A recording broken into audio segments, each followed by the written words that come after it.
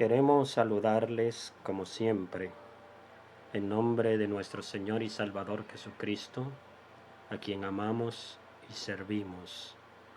A toda nuestra gente que a esta hora entra en contacto con nosotros y que está en disposición de escuchar palabra fresca de nuestro Señor y Salvador Jesucristo. Palabras expresadas en las Sagradas Escrituras para todos nosotros que a esta hora, que aquí y ahora buscamos el rostro del Señor. Esta vez, después de saludarles, quiero hacerles saber sobre el tema que vamos a tratar y necesito que todas las gentes nuestras abran sus oídos, por favor, porque queremos hacer una reflexión interesante. Claro, sabemos que las reflexiones que hacemos deben ser lo suficientemente interesantes porque se trata de la palabra de Dios. Pero yo quiero hablar de un nuevo paradigma porque tantas expectativas, tantas predicaciones que nosotros mismos hemos hecho en relación a la búsqueda de la esperanza en nuestro Dios, a los temas que hemos tratado como el último tema en cuestión, códigos de fe. Hoy yo quiero compartir el tema, el retorno a la normalidad. Reflexión sobre el estilo de vida cotidiana en una nueva comunidad. Por eso quiero que nos sigan lo suficientemente de cerca para abordar este tema. Y quiero tomar un pasaje bíblico como plataforma, como base, y quiero recorrer las Sagradas Escrituras con ustedes, sobre todo en este caso el Nuevo Testamento, los Evangelios, por la naturaleza del tema que vamos a tratar. Y precisamente en el Evangelio según San Juan, en su último capítulo, el capítulo 21, los versículos 2 y 3, son los que quiero que nos sirvan de plataforma para lo que vamos a compartir en esta ocasión. Que ya les dije el tema, el retorno a la normalidad, y como subtema, reflexión sobre el estilo de vida cotidiana en una nueva comunidad. Vamos a leer el pasaje bíblico, por favor. Juan 21, 2 y 3. Estaban juntos Simón Pedro, Tomás, al que apodaban el gemelo, Natanael, el de Caná de Galilea, los hijos de Zebedeo y otros 2 discípulos. Me voy a pescar, dijo Simón Pedro. Nos vamos contigo, contestaron ellos. Salieron pues de allí y se embarcaron, pero esa noche no pescaron nada. Hagamos un preámbulo para abrir y cerrar un paréntesis. A nivel global, hemos abierto un paréntesis en la vida cotidiana de la humanidad que, al decir verdad, ignoramos el momento que se cerrará y por tanto solo nos queda preguntarnos entre sueños y añoranza, ¿cuándo volveremos a la normalidad? Pero, ¿de cuál o de qué normalidad estamos hablando? Para tratar de aproximarnos a una respuesta sensata a la luz de la Biblia, hacemos la presente reflexión. Para ello yo quiero utilizar 3 palabras claves que constituyan parte de todo el engranaje de este tema. Y esas 3 palabras claves son normalidad, cotidianidad y comunidad. Y hablemos así inmediatamente acerca de los discípulos de Cristo y la vuelta a la cotidianeidad. Simón Pedro, junto a 6 de sus compañeros discípulos, salió a realizar lo que para ellos sería los años fuera de su entretenimiento, su ocupación, profesión u oficio. Me refiero a la pesca. Ustedes saben que el oficio tanto de Simón como de su hermano Andrés, de sus amigos Jacobo y Juan y de otros tantos, la pesca era el oficio principal, la profesión, digo yo, la ocupación, el entretenimiento de estos hombres que decidieron seguir a Jesús después que Él lo llamó para que así fuera. Y sobre todo eso nosotros tenemos que ir haciendo un abordaje más adelante. Pero adelantémonos en hablar un poquitico acerca del paradigma nuevo de normalidad. Y esto antes de cerrar el paréntesis. Sería oportuno que encontráramos un paradigma nuevo de normalidad. Para ello tenemos que hablar de 2 conceptos. Conceptos que vamos a llamar los conceptos anteriores y lo que vamos a llamar los otros conceptos que lo podríamos llamar el nuevo concepto. El primero, el que corresponde al concepto o los conceptos anteriores, queremos hacerlo en el sentido cuantitativo, y por supuesto el otro en el sentido cualitativo.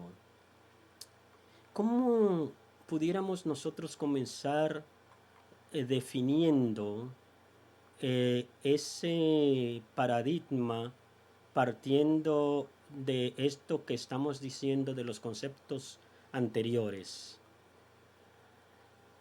Hablemos un poco de lo cotidiano, lo común y lo normal. En el sentido estadístico, la normalidad es toda situación o fenómeno aceptado por la mayoría. Por eso se dice que la persona o grupo social que se coloca en los extremos superiores o inferiores de la tabla de estadística o en una representación gráfica, esa persona o ese grupo social se le considera que es anormal. De otro modo podríamos decir que la normalidad es la forma de vivir, de actuar, de relacionarse con respecto al sentido común o al comportamiento que se convierte en ley universal. Como ustedes pueden ver, aquí entran en relación lo que es legal y lo que es real. Miren ustedes, hasta ahora lo que estamos diciendo de este concepto de normalidad es que para muchos normalidad se mide en el sentido cuantitativo. Todo lo que es aceptado por la mayoría se considera como normal. Tomen en cuenta eso porque debemos entonces hacer una reflexión también más adelante. Ahora, en el concepto nuevo que quiero traerle a colación, quiero referirlo, como les dijera, en el sentido cualitativo. Pero en ese sentido cualitativo, lo normal corresponde a lo que es correcto, aunque no fuera exhibido por la mayoría. Tomen en cuenta que no fuera exhibido por la mayoría. Esto es una condición de lo que es moral, una relación del ideal, de lo que es justo y de lo que es bueno. Ahí viene entonces la necesidad de hacernos unos cuestionamientos en relación a esos dos conceptos. ¿Con cuál de ellos dos usted se va a identificar para caminar conmigo? Porque necesito que nos coloquemos en la misma página, que estemos hablando el mismo lenguaje, que estemos colocados en la misma frecuencia, que estemos en la misma sintonía. Por lo anteriormente dicho, nos cuestionamos sobre cuál debe ser el concepto más significativo de normalidad.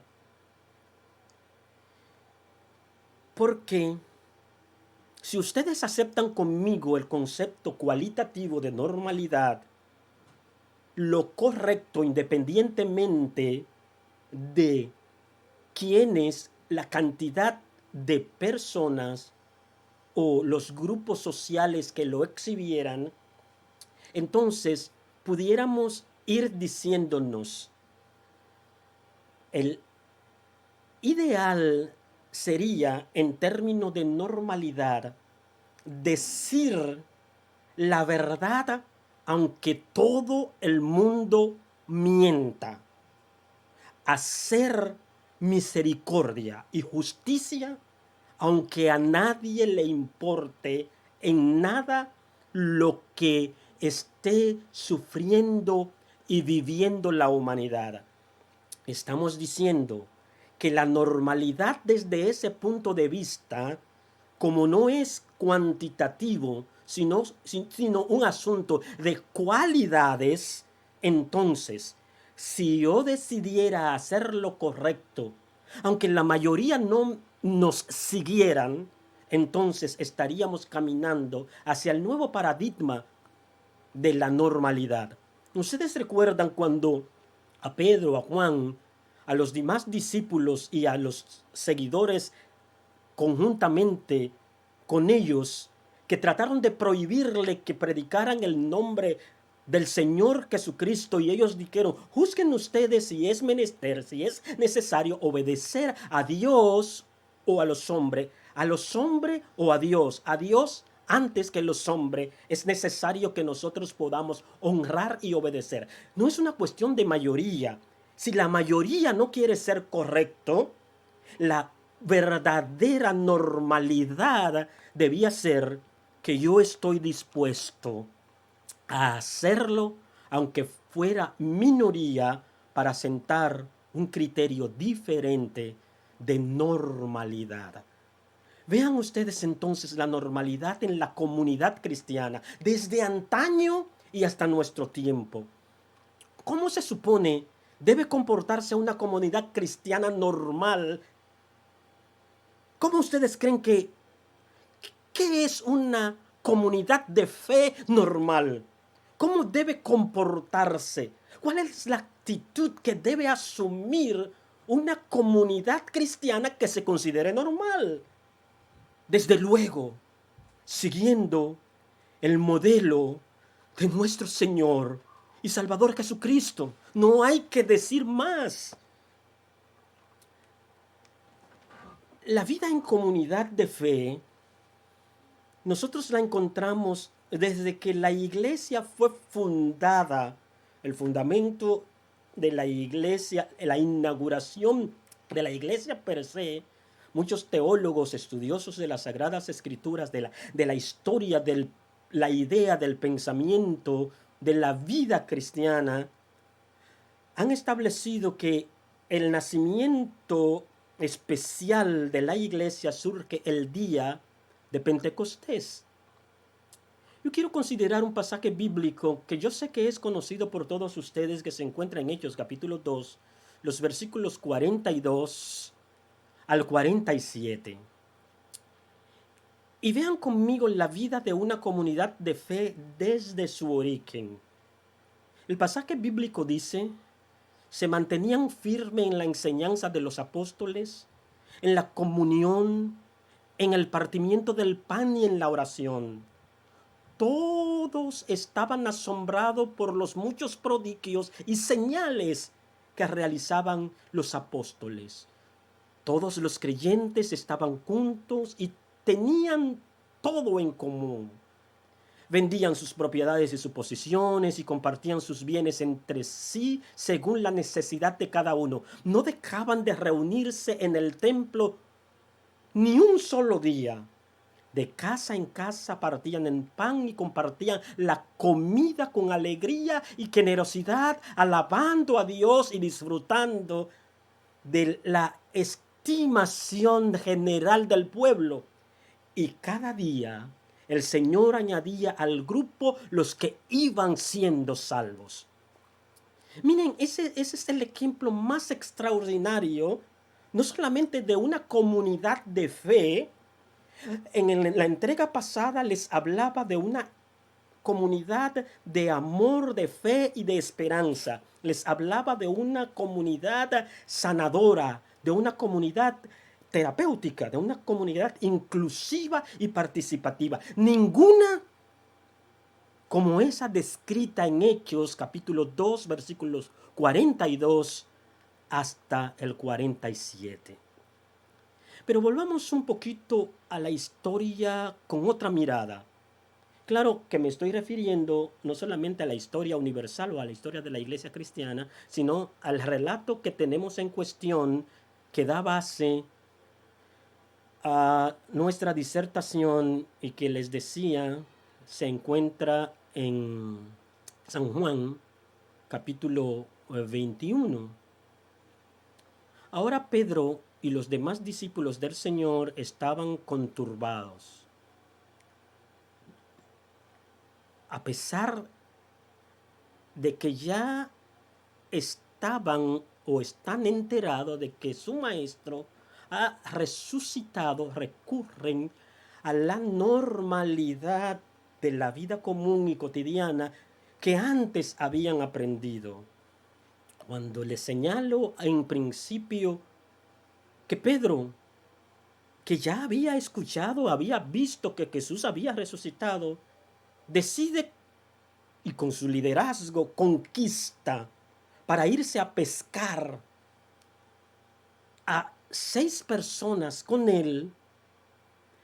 Es una idea de que muchas veces aún estando lo suficientemente cerca del Señor, viendo sus milagros, contemplando y disfrutando de su amor, de su gracia, de su misericordia, disfrutando de todo cuanto puede hacer para bendecirnos, a veces sin darnos cuenta, no estamos preparados para caminar sobre un nuevo paradigma, sino que nos dejamos arrastrar por la cotidianidad de ultranza, añeja, por la cotidianidad de otrora. Y queremos volver como la gente de Egipto, de Israel, allá en el desierto, que querían volver a Egipto, a la cotidianidad, a la normalidad, a lo que ellos consideraban que había sido parte de su realidad. Pedro se va a pescar con otros 6 de los discípulos, entre los cuales suponemos se encontraba su inseparable hermano Andrés. Digo así porque ellos eran 6 y con Pedro 7, y 2 de ellos no se mencionan su nombre. Los otros, como se señala en las Escrituras, además de Pedro, eran Tomás, Natanael, los 2 hijos de Zebedeo, que ustedes saben que son Jacobo y Juan, y dos más de los discípulos, así declara la Escritura. Ellos se fueron a pescar y al encuentro, mientras estaban en aquel lugar ejerciendo el oficio de su cotidianidad, ellos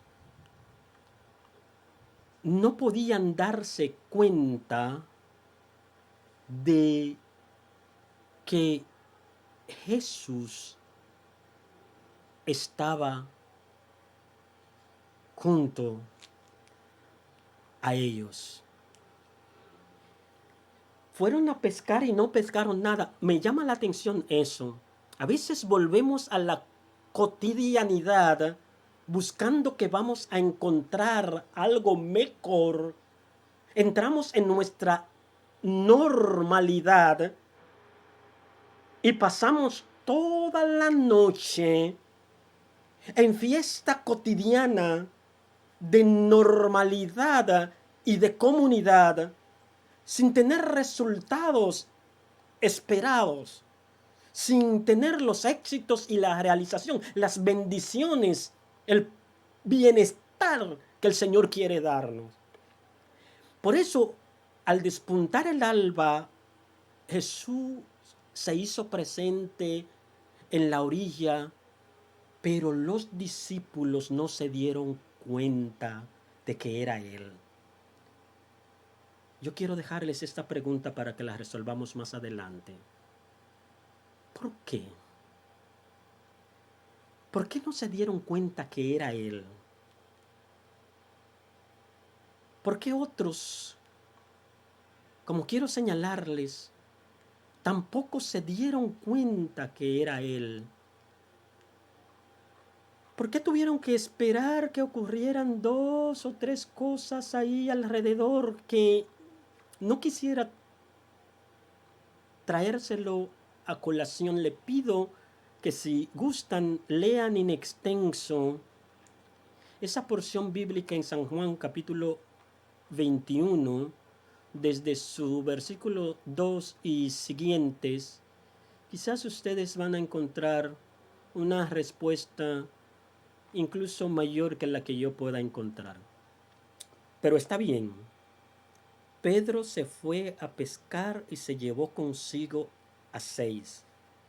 Salió tras su cotidianidad, su normalidad, su comunidad.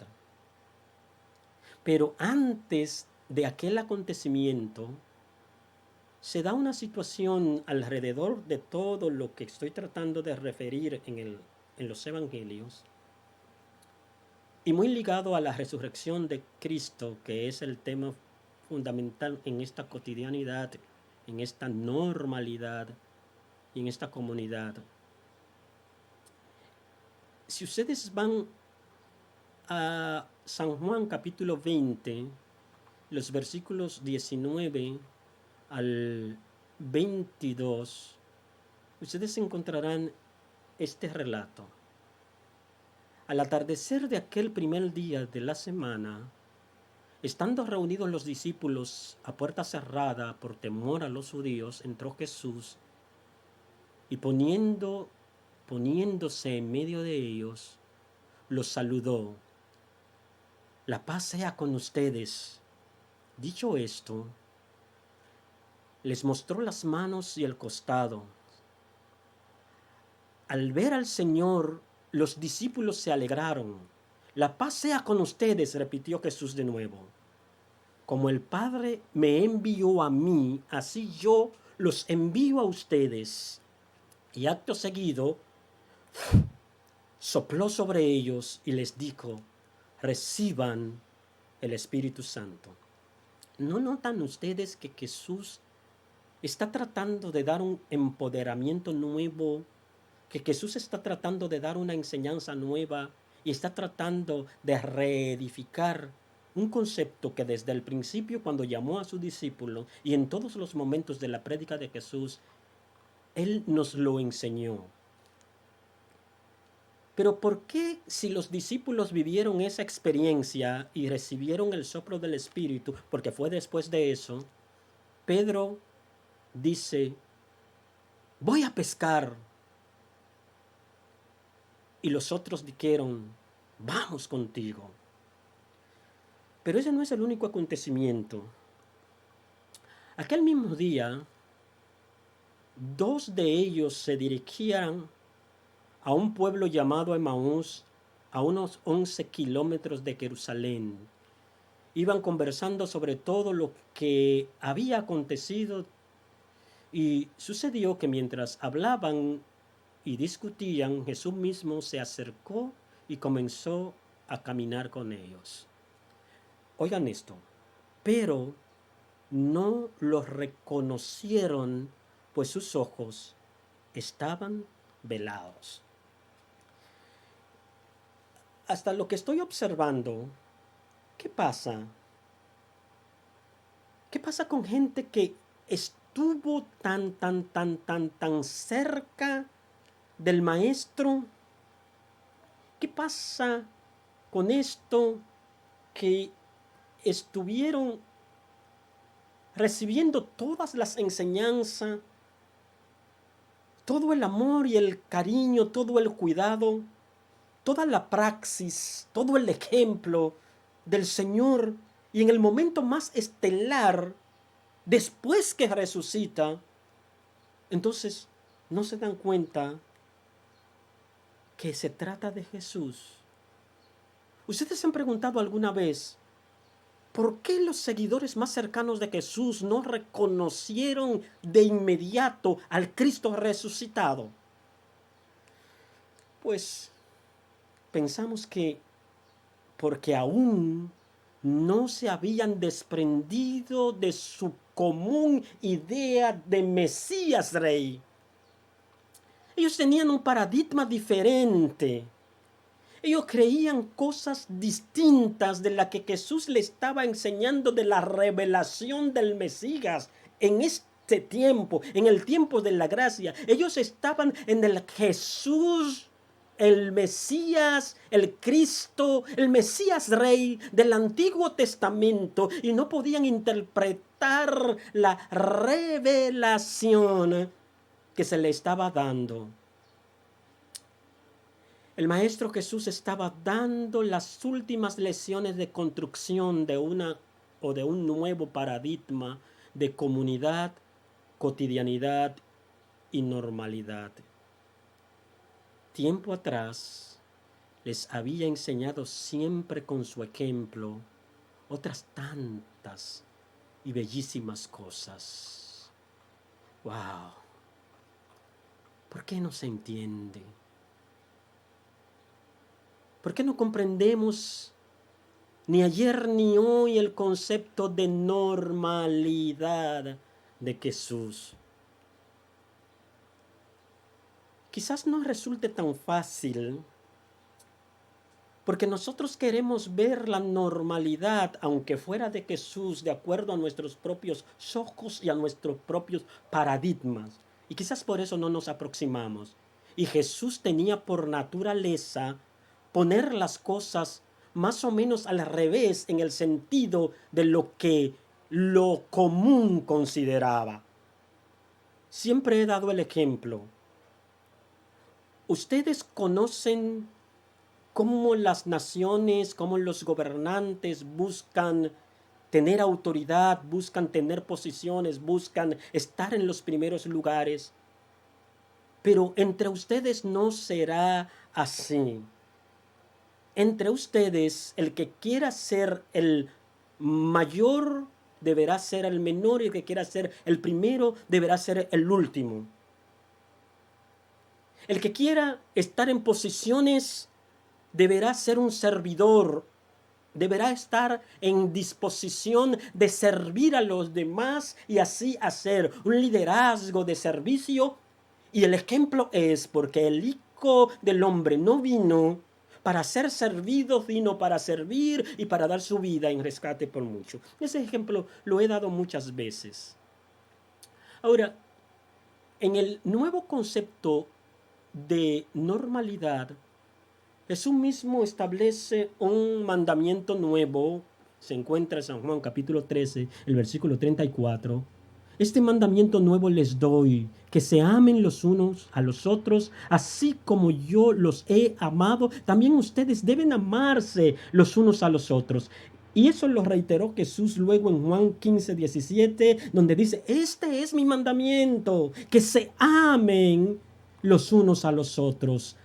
Así después, Juan, el apóstol, así el apóstol de los gentiles, Pablo y demás, habrían de tomar esa inspiración de amarse uno a otros conforme al modelo perfecto que es nuestro Señor y Salvador Jesucristo. Desde esa perspectiva, nosotros aspiramos a que, imitando la normalidad de Jesús, podamos ser una nueva generación de creyentes normales y a la vez sobrenaturales.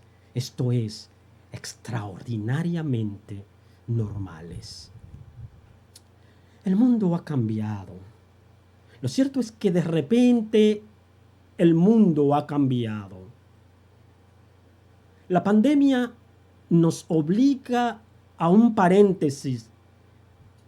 No es algo pasajero, sino que anuncia cambios profundos, incluso trascendentales, y nos anuncia un mundo distinto. Así lo declara Javier de Lucas. Y otros dicen, algunas cosas nunca volverán a ser como antes. Quizás lo dicen con algún cierto pesimismo, pero quiero mencionar, se trata del inicio de una forma de vida completamente diferente. El mundo ha cambiado muchas veces y ahora lo está haciendo de nuevo. Todos tendremos que adaptarnos a una nueva forma de vivir, trabajar y relacionarnos. Eso aparece en un artículo de Tecnología y Sociedad que he querido traerle a colación para citarle.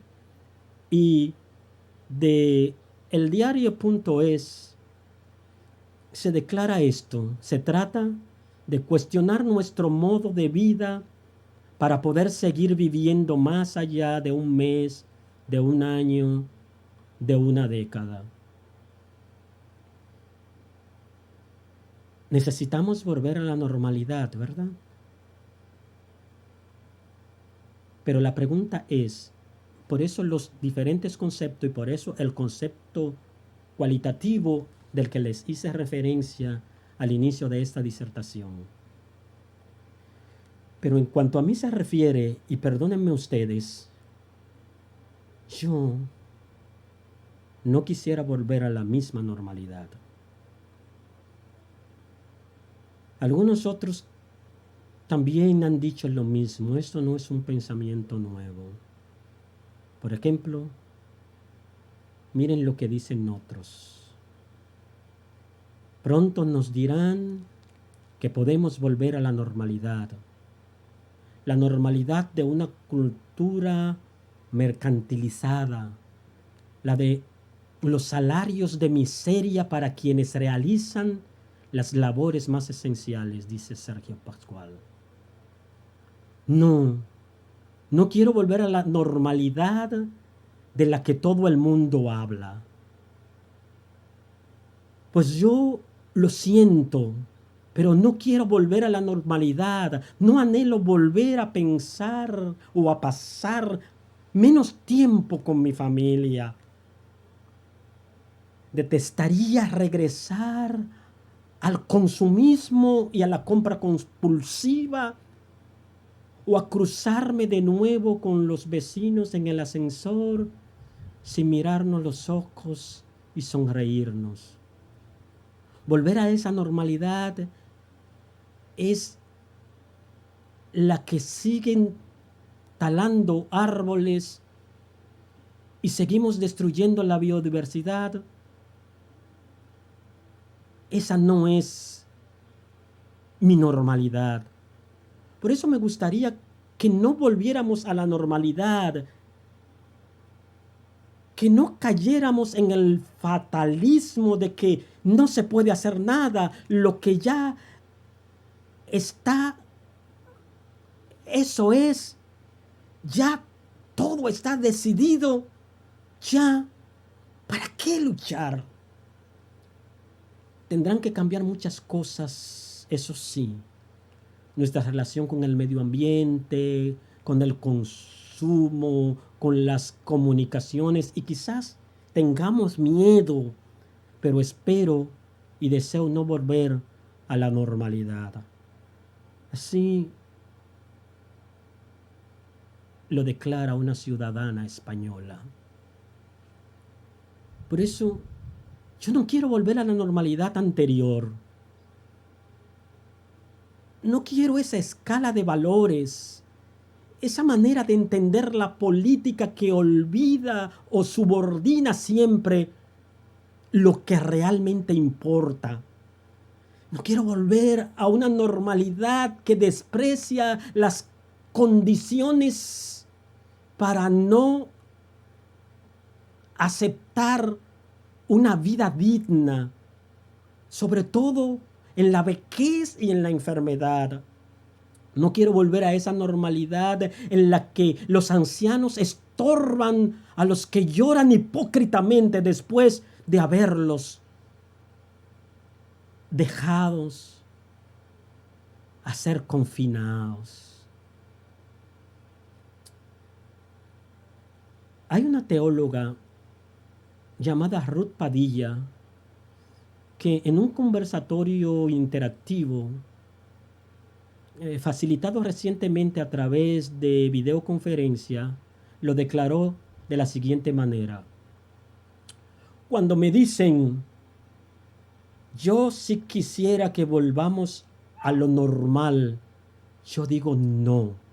Si lo normal incluye iniquidad extrema de los seres humanos, si normal incluye la explotación tan irrefrenable de la creación a la cual fuimos llamados a cuidar, yo digo no, no volvamos a la normalidad.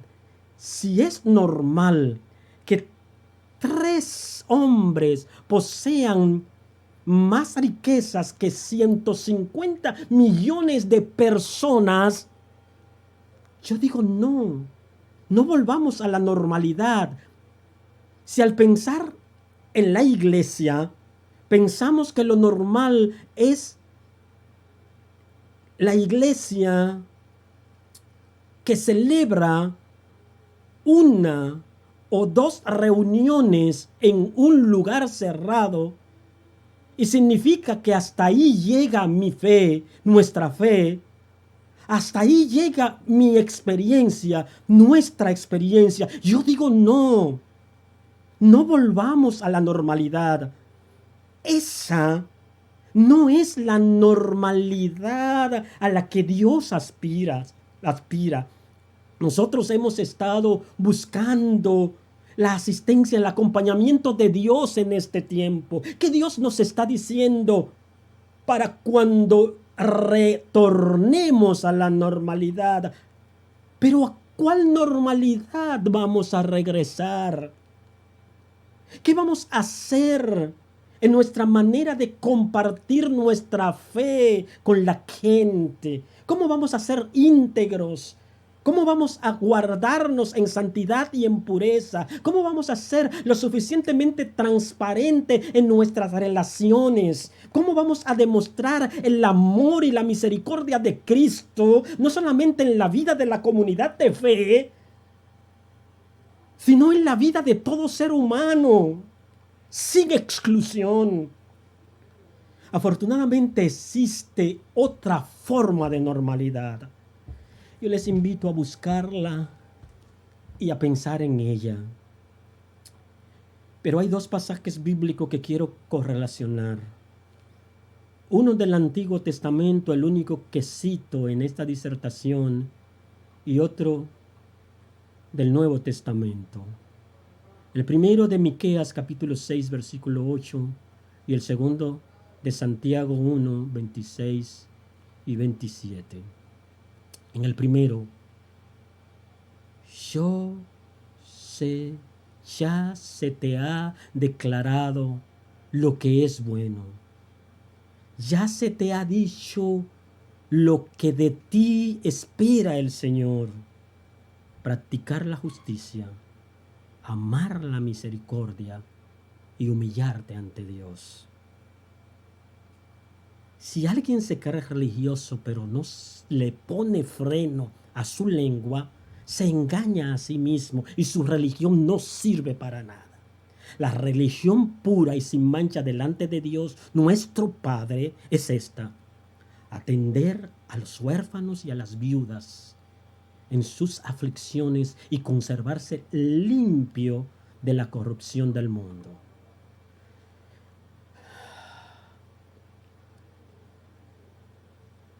¿Qué hacemos? ¿Qué hacemos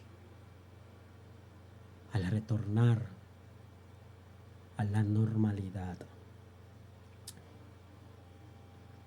Afortunadamente también Dios nos ha dado este tiempo para reflexionar, para revisarnos, para analizar las cosas, para repensarnos, para encontrar un paradigma nuevo, para saber dónde hemos fallado, dónde hemos cometido errores, para pedir perdón por nuestros pecados, para darnos cuenta que necesitamos